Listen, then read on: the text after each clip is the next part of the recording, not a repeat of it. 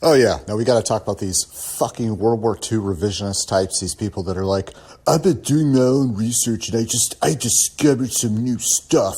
The stuff that they're not talking about. That they don't want us to know. And then they act like these are the first fucking people to come across these arguments. What I'm referring to is this goddamn alternate narrative about World War II where Hitler was either the good guy or he was just not so bad and he was misunderstood, or he was kind of bad, but Churchill was just as bad and therefore everyone was bad and no one was bad.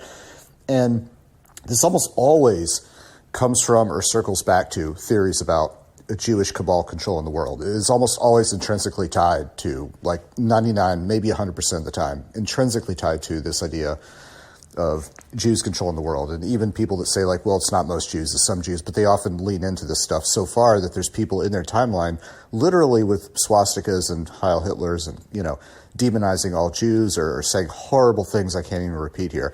And they won't say anything about it. They won't call them out. They won't question, the most hardcore neo-Nazi narratives or Goebbels era propaganda. But they'll question everything else that is so-called, official. So they'll say everything we've been told is a lie, everything. But then they'll lean right into Hitler-era Goebbels propaganda in World War II, and they'll buy into it blindly because they heard Dan Bilzerian talk about it after banging OnlyFans models on his fucking yacht or talking to Bradley Martin with a fucking T-Rex skull in the background. And they'll go down some rabbit hole. They'll look at Stu Peters, who's a conspiracy theorist that makes Alex Jones look like goddamn Steven Pinker. I mean, this guy thinks that we literally control the fucking weather to the point of manipulating hurricanes on a large scale. This guy's a goddamn weather scientist. Like he out, NASA somehow doesn't know how to do this, but he knows it because why? He does his own research. That's what these people do. They're like, I was doing my own research. I was doing my own research as if they're the fucking first people to somehow uncover these facts about World War II. So when I say facts, I'm talking about either fake facts, like lies promoted by Nazi propaganda or neo-Nazi ways to rationalize it after the war, or things that are halfway true. But the things that are halfway true or all the way true, like the firebombing of Dresden, which we did, which was, arguably very horrible and morally, you could argue morally if it was justified or not. It was horrible, right? Or bad things Winston Churchill did, or he was a racist and didn't like Indian people. I mean, these are all things that we learn, any good history class teaches about. These are not new. These are not mysterious facts.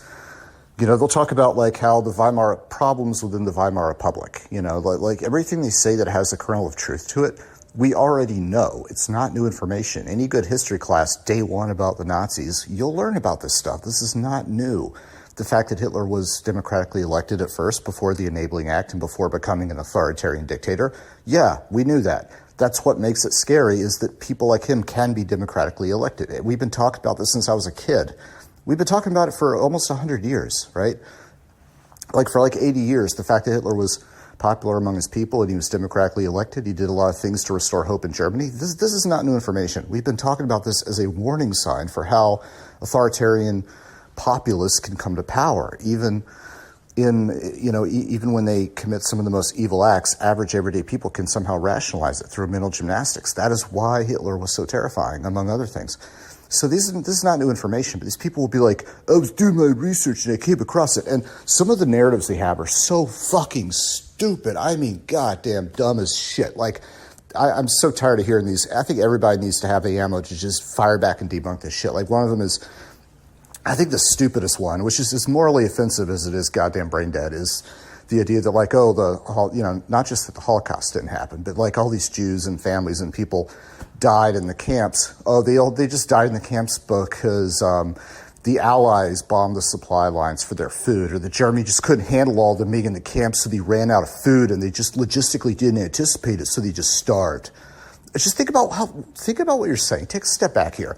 First of all, what were all those people doing in the camps? And then they'll say well, they were like prisoners of war. I'm like, oh, okay, so just detain a bunch of civilians and families during wartime? They're not enemy combatants, they're civilians. They're like, well, some of them were maybe spies, or they were communists trying to undermine Germany. They were insurgents, or they were plotting to, oh, really? All of them?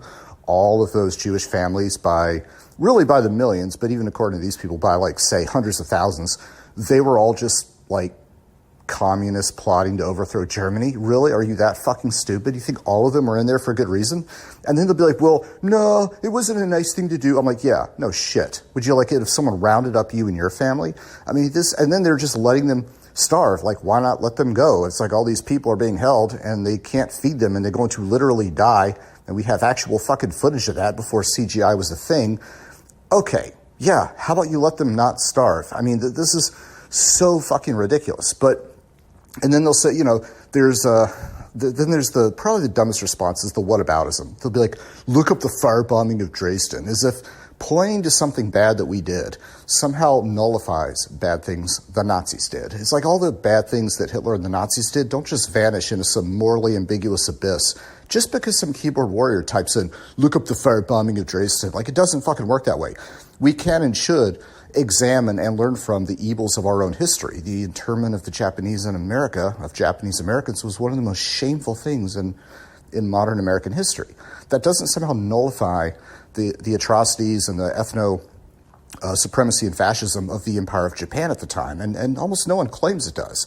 So this idea of like talking about bad things Americans did during the war doesn't make the Nazis somehow good. That's a fucking 5-year-old argument. Literally, when you're 5, your parents shut that down. That's just stupid. So, and then these same people, they tend to only bring up America's sins and bad deeds when it fits their narrative. It's like they only care about it when it segues into their ideological talking points. It's like they completely ignore it every other time America does something bad. They don't want to re-examine bad things America did anytime outside of that. They only bring it up when it fits into the narrative about World War II. Around the same time, all these neo-Nazis and Jew haters are bringing up the same points. Are you telling me these people really are just asking questions, which is JAQ, jacking off? It's a term I heard from fellow skeptics. No. And don't call yourself a skeptic. Don't act like you're just asking questions. I've been a skeptic my entire life. I've been open-minded. But the whole idea, as Carl Sagan said, don't be so open-minded your fucking brain falls out. Just asking questions means be consistent. How about you just ask questions about Nazi talking points and Goebbels and propaganda? Like, imagine believing everything's a lie except for Hitler and Goebbels' propaganda. But you believe that. This is insane. As an Army PSYOP veteran, this is like someone saying everything is about porn and sex, but Ron Jeremy is a Christian promoting abstinence. Get the fuck out of here.